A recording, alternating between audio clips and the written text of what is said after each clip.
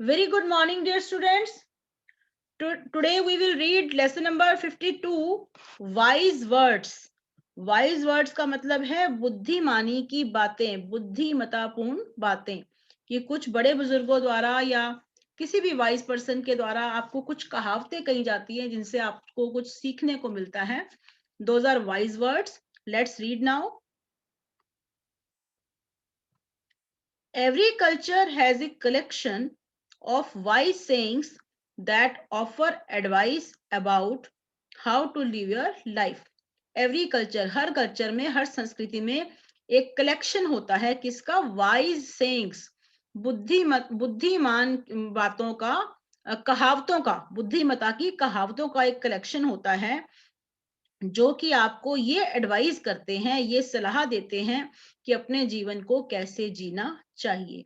Let us see how well you can associate pictures with suitable sayings by writing the correct alphabet in the circle. ठीक है, तो ये कुछ pictures दी गई हैं आपको और बीच में आपको वो सेइंग्स लिखी हुई हैं. ये कुछ पिक्चर्स दी गई हैं और बीच में सेइंग्स लिखी हुई हैं. पहले हम इनको पढ़ लेते हैं. नंबर 1 क्या लिखा हुआ है? Better late than never. कि आपने रोड्स पे देखा होगा, जब आप हाईवे पे ट्रेवल करते हो तो उसके ऊपर लिखा होता है कि बेटर लेट देन नेवर, कि दुर्घटना से देर भली, कि इससे पहले कि कोई मिस हैपनिंग हो जाए, कोई गलत काम हो जाए, उससे तो अच्छा है कि हम लेट ही हो जाएं. सड़क पर चलने वालों को ऐसा कहा जाता है कि आप आराम से चलो, 2 मिनट लेट पहुंच जाओगे कोई बात नहीं, लेकिन रोड पर कोई एक्सीडेंट नहीं होना चाहिए. The pen is mightier than the sword. जो लेखनी, पेन का मतलब कलम, लेखनी जिसको हिंदी में बोलते हैं, कि उसकी ताकत तलवार से ज्यादा होती है. मतलब कि तलवार से आप कुछ लोगों को डरा सकते हो, लेकिन कलम मतलब कि कुछ लिख के, अच्छे शब्द लिख के आप लोगों का स्टेट ऑफ माइंड अच्छी तरह से चेंज कर सकते हो, बजाय इसके कि आप उसको डराओ. डराने से, लेखनी से काम ज्यादा अच्छा होता है बजाय इसके कि उसको डराया जाए. A penny saved is a penny earned. Penny का क्या मतलब है? पैसा. मान लो 1 रुपया, अगर आपने 1 रुपया बचा लिया तो इसका मतलब है आपने 1 रुपया कमा लिया. बचत का महत्व बताया गया है कि सेविंग की क्या इंपॉर्टेंस होती है. सेविंग लाइफ में आपके बहुत काम आती है, तो सेविंग हर व्यक्ति को करनी चाहिए. तो यही बताया गया है कि अगर आपने अपने खर्चे में से अगर 1 रुपया बचा लिया है तो इसका मतलब है आपने 1 रुपया कमा लिया है. A picture is worth 1,000 words. एक तस्वीर जो है ना, वो 1000 शब्दों के बराबर है. कैसे? कि शब्द लिखे नहीं गए, लेकिन तस्वीर में बहुत कुछ ऐसा दिखा दिया गया है जो कि कोई ना कोई एक मैसेज दे देता है. ठीक है. Don't pull all your eggs in one basket. कि अपने सभी अंडे एक ही टोकरी में मत रखो. कि अगर टोकरी में झटका लगा, एक टूटा तो सारे अंडे टूट जाएंगे, या एक सड़ा तो सारे अंडे सड़ जाएंगे. तो इसका हिडन मैसेज क्या है? कि आपके पास अगर कोई सेविंग है, आपके पास पैसा है, तो सारे का सारा पैसा एक ही जगह पर नहीं रखना चाहिए. अगर किसी को मनी इन्वेस्ट करना है तो उसको सारा पैसा एक ही जगह नहीं लगाना चाहिए, उसको अलग अलग अलग अलग जगह पर इन्वेस्ट करना चाहिए, बांट बांट के. कि अगर एक जगह पर नुकसान होगा तो सारा का सारा वहीं डूब जाएगा, और अगर अलग अलग जगह पर लगा हुआ होगा, अगर एक जगह पर एक व्यक्ति को कोई नुकसान हो गया तो उसका बाकी पैसा तो बचा रहेगा ना. तो इसका हिडन मैसेज ये है कि अपने सारे अंडे एक ही टोकरी में मत रखो. 2 heads आर बेटर देन 1. कि एक व्यक्ति से ये दो, इसका मतलब ये नहीं है कि एक सिर के बजाय 2 सिर अच्छे होते हैं, ये मतलब नहीं है. हेड्स का मतलब है पर्सन्स. कि अकेले एक व्यक्ति, एक और एक 11 होते हैं. सुना हुआ ना, एक और एक 11 होते हैं. कि एक व्यक्ति अकेला गिना जाता है, लेकिन एक के साथ एक और जुड़ जाए तो वो बेटर होता है, उसकी ताकत कई गुना बढ़ जाती है, 10 गुना बढ़ जाती है. और इसलिए बोला है कि एक और एक 2 नहीं, एक और एक 11 के बराबर उनकी ताकत हो जाती है. ठीक है, तो पिक्चर से देखो कैसे करेंगे. ये 2 व्यक्ति हैं, तो ये मैच इसी से होता है कि 2 heads आर बेटर देन 1. तो फर्स्ट पिक्चर से ये एफ वाला मैसेज मैच करेंगे हम. Second picture, pen is mightier than sword. ये वाला B part, the pen is mightier than the sword. Third picture से क्या शो हो रहा है? Better late than never. वही मैंने आपको बताया है कि रेड लाइट हो गई है, रुक जाना चाहिए इसको। 2 मिनट देरी से पहुंच जाएगा कोई बात नहीं, लेकिन किसी की जान तो जोखिम में नहीं पड़ेगी ना, तो अपनी जान की भी सुरक्षा करेगा ये, साथ में औरों की जान की भी सुरक्षा करेगा। So better late than never. Number 4 यही है, do not put all your eggs in one basket, कि अपने सभी एग्स को एक ही बास्केट में नहीं रखो, मतलब कि do not keep all your savings at one place. Okay.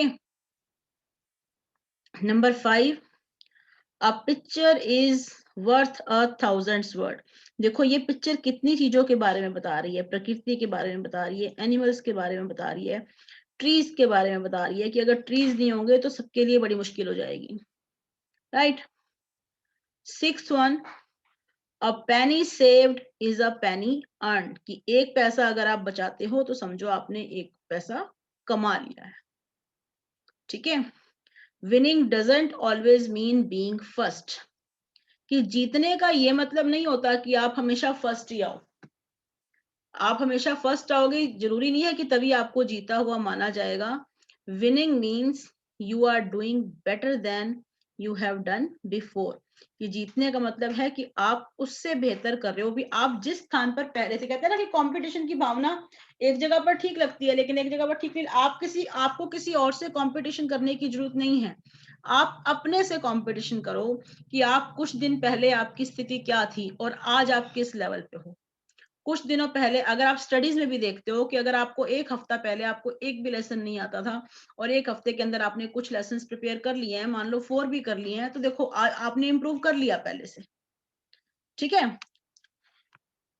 ये देखो टंग ट्विस्टर्स हैं। टंग ट्विस्टर्स आपको पता ही है कि क्या होता है tongue twister. It is a sentence or phrase which is hard to speak fast, कि उसको आराम से तो कोई भी बोल लेता है, लेकिन फास्ट फास्ट बोलो तो जुबान जो है वो थथला जाती है, ठीक है।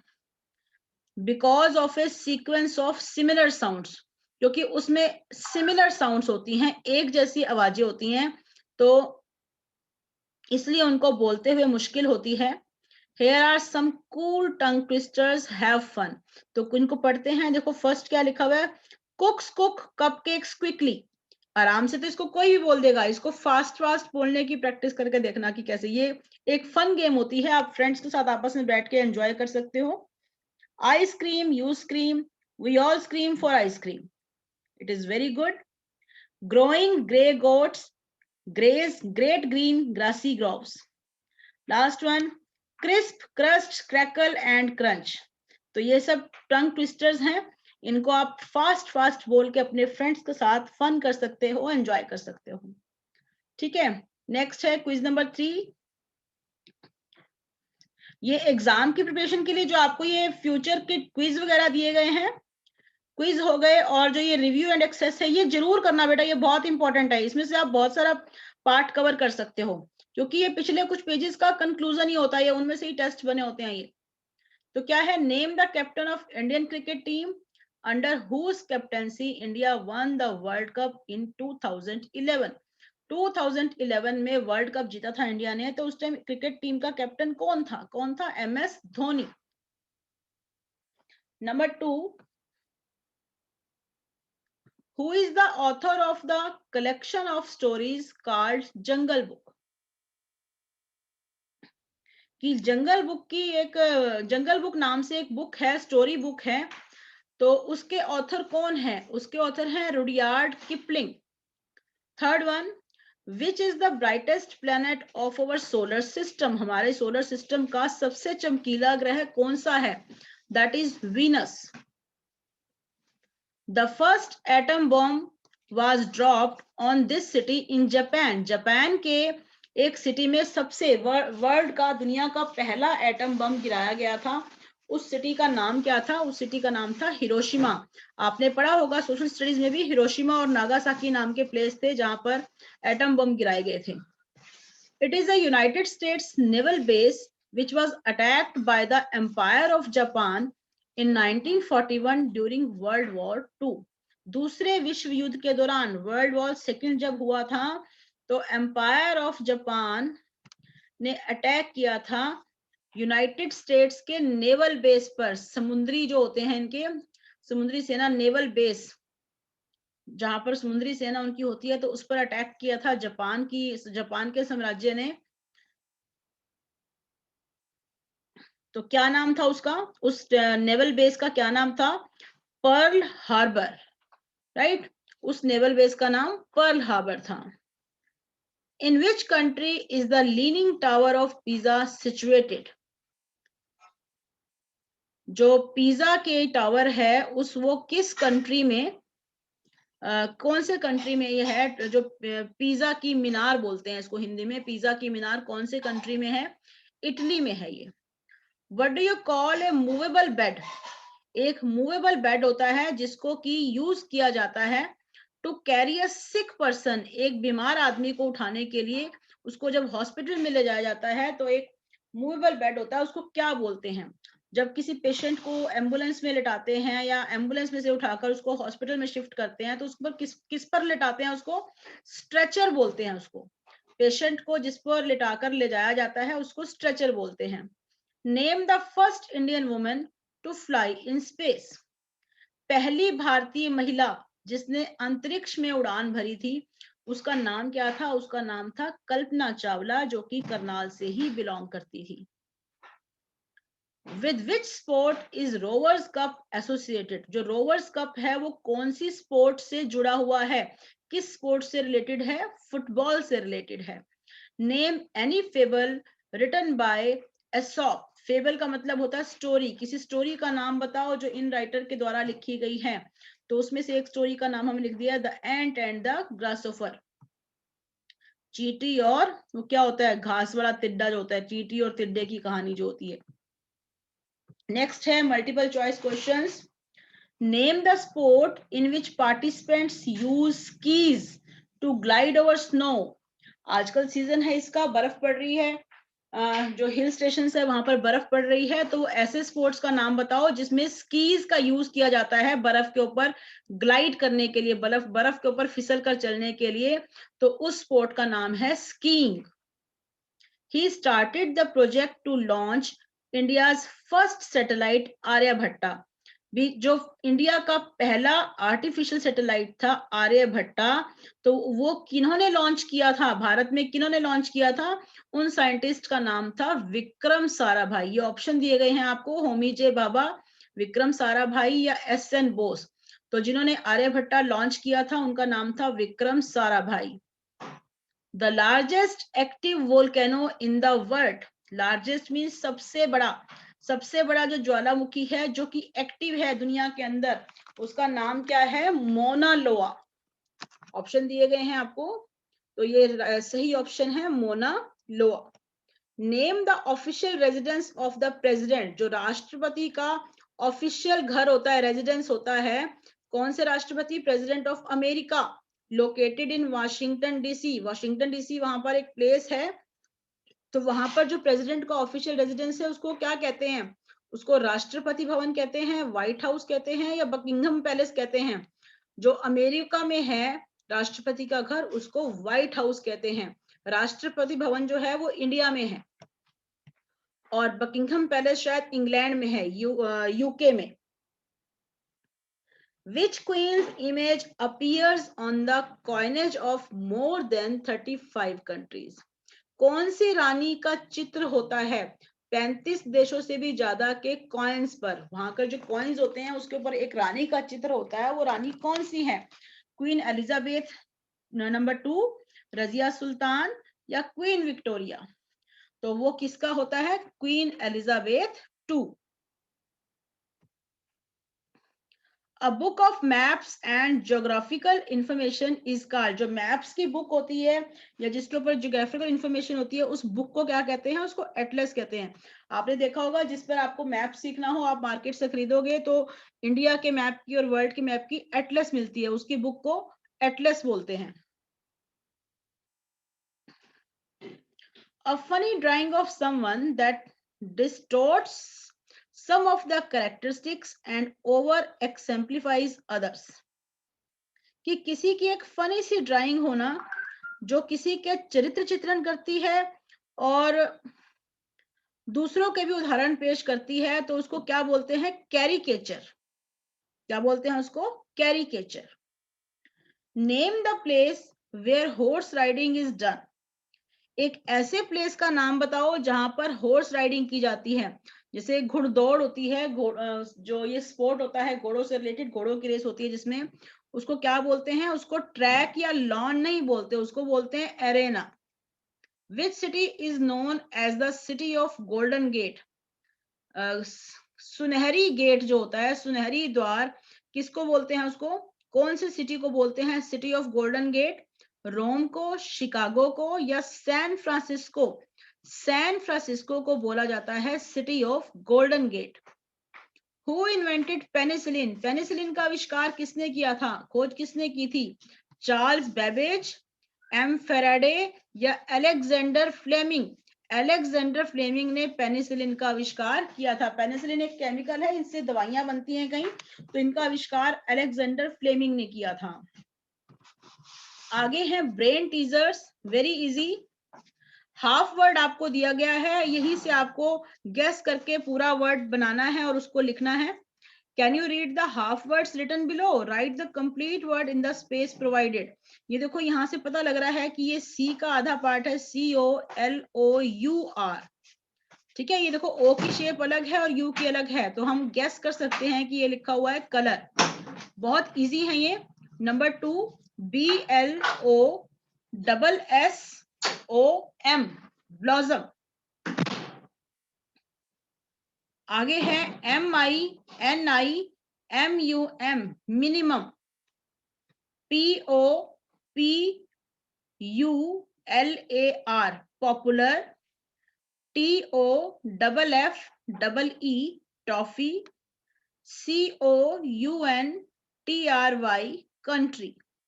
बहुत इजी था ये, इनको ध्यान से समझो। ऑड वन आउट, ये 4 पिक्चर्स दी गई हैं आपको, इनमें से ऑड को आपको बाहर निकालना है।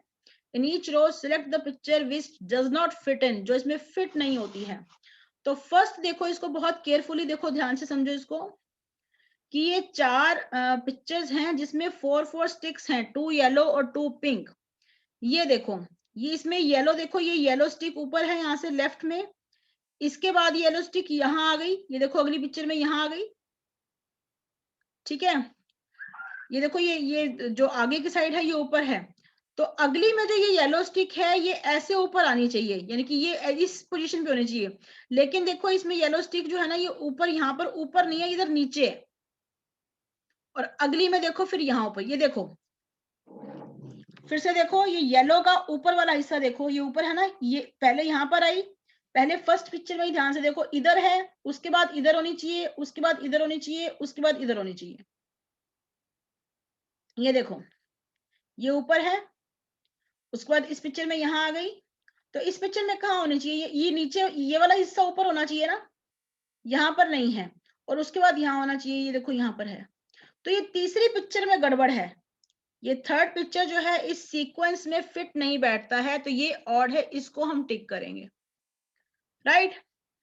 सेकेंड नंबर, ये देखो इसमें 6 हैं इसके, इसमें 5 लेग्स हैं इसकी, इसमें भी 5 लेग्स हैं इसकी, इसमें भी 5 लेग्स हैं। तो फर्स्ट पिक्चर में 6 लेग्स हैं, तो ये पिक्चर इस सीक्वेंस में सेट नहीं बैठती है, तो इसको हम टिक करेंगे। थर्ड में ये देखो, ये आई दिख रही है यहाँ पर, इधर है, इधर है, फिर इधर है, फिर इधर है। तो आप इसमें देखो,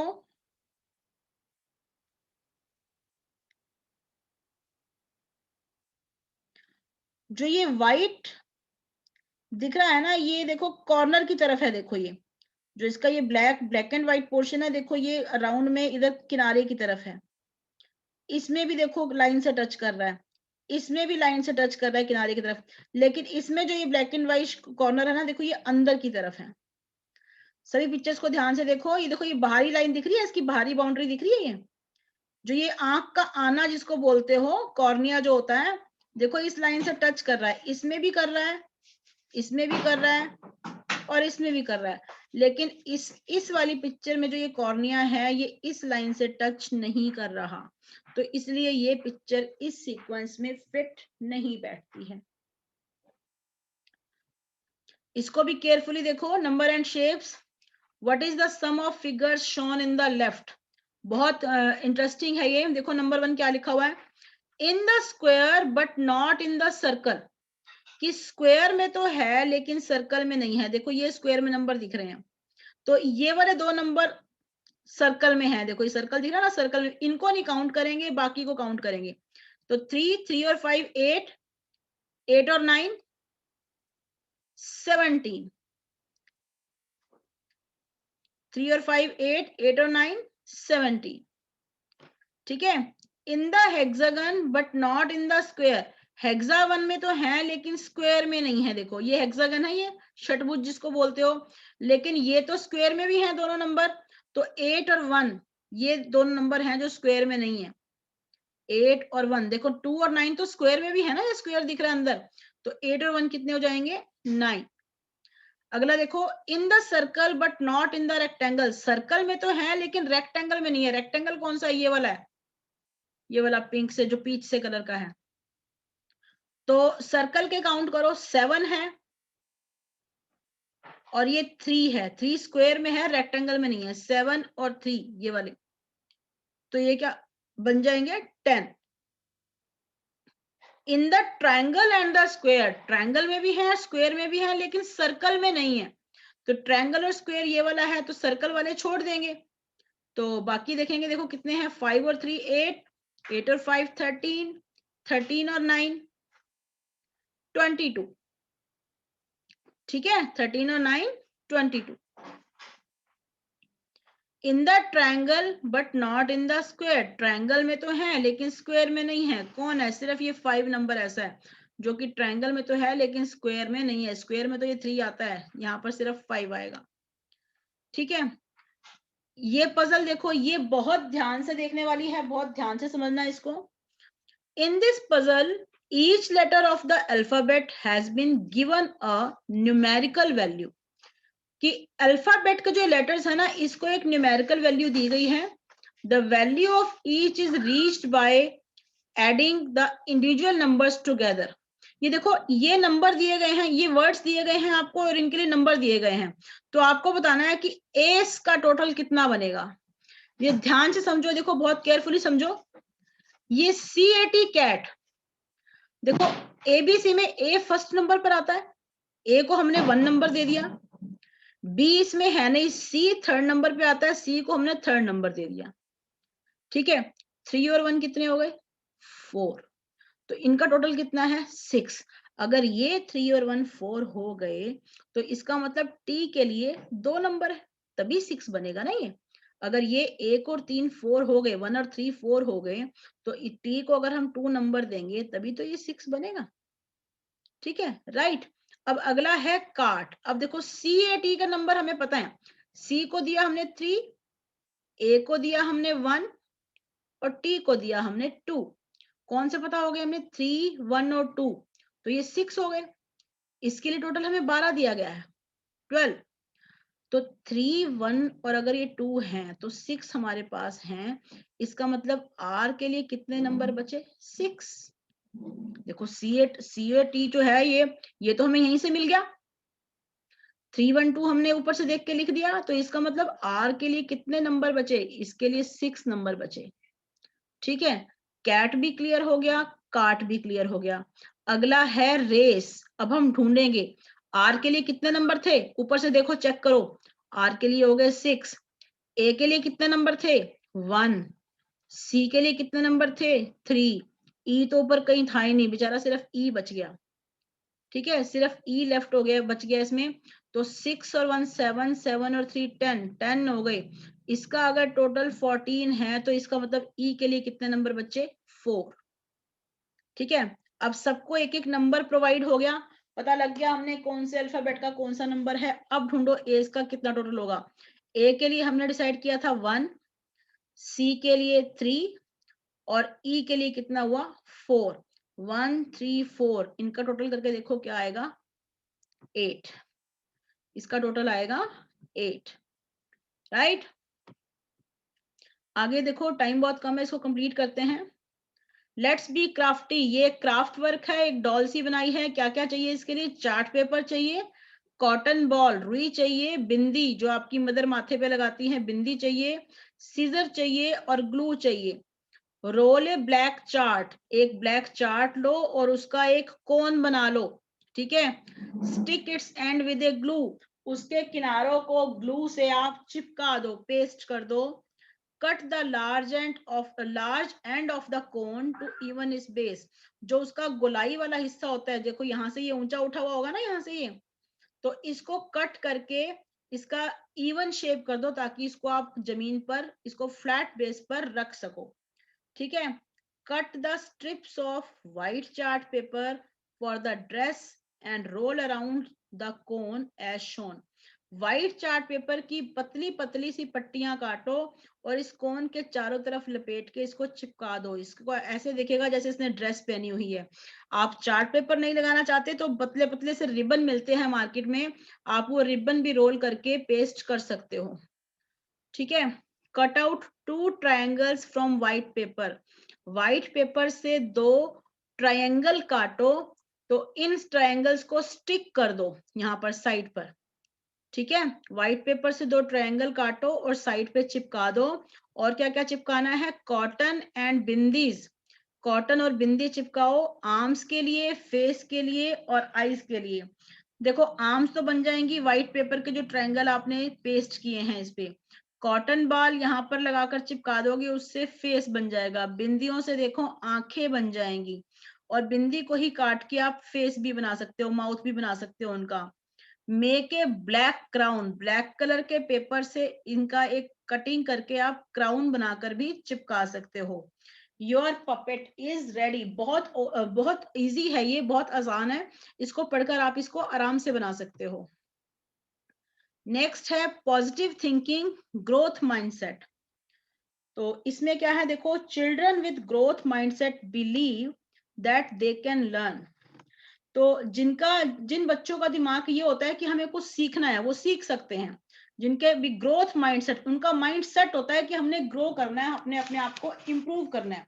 जिस बच्चे के दिमाग में विल पावर है ना कि मैंने सीखना है कुछ, मुझे इम्प्रूव करना है, मुझे अब से ज्यादा जानना है, तो वो लर्न कर सकता है, वो अपने आप को चेंज भी कर सकता है और वो अपने अंदर स्किल्स को डेवलप भी कर सकता है, अपनी योग्यता को डेवलप भी कर सकता है।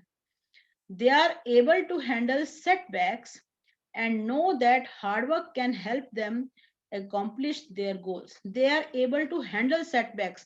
Setbacks का मतलब होता है कि अगर वो किसी काम में उनको फेल्यूर मिली है, अगर किसी काम को करने में वो कामयाब नहीं हुए, तो वो बच्चे जिनका माइंड पॉजिटिव होता है वो उनको हैंडल कर सकते हैं और वो जानते हैं कि हार्ड वर्क जो होता है, मेहनत जो होती है, वो आपके गोल्स प्राप्त करने में उनकी मदद करेगा। मेहनत से आप अपने लक्ष्य प्राप्त कर सकते हो।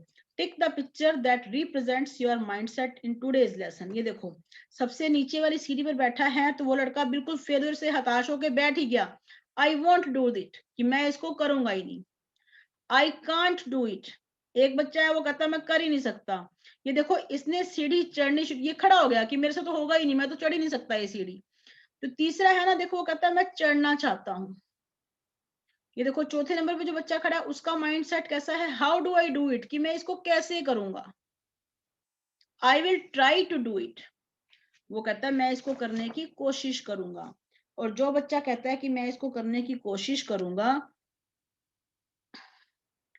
आई कैन डू इट, अगला इसका देखो पूरा आत्मविश्वास है, वो कहता है मैं इसको कर सकता हूँ और मैं इसको करूंगा। और जब वो ऊपर अपनी सीढ़ी पर पहुंच जाता है तो वो कहता है यस आई डिड इट। तो इसमें ये पूछा गया है कि आप उस पिक्चर को रिप्रेजेंट करो कि जो आपका माइंडसेट आज के लेसन में करता है।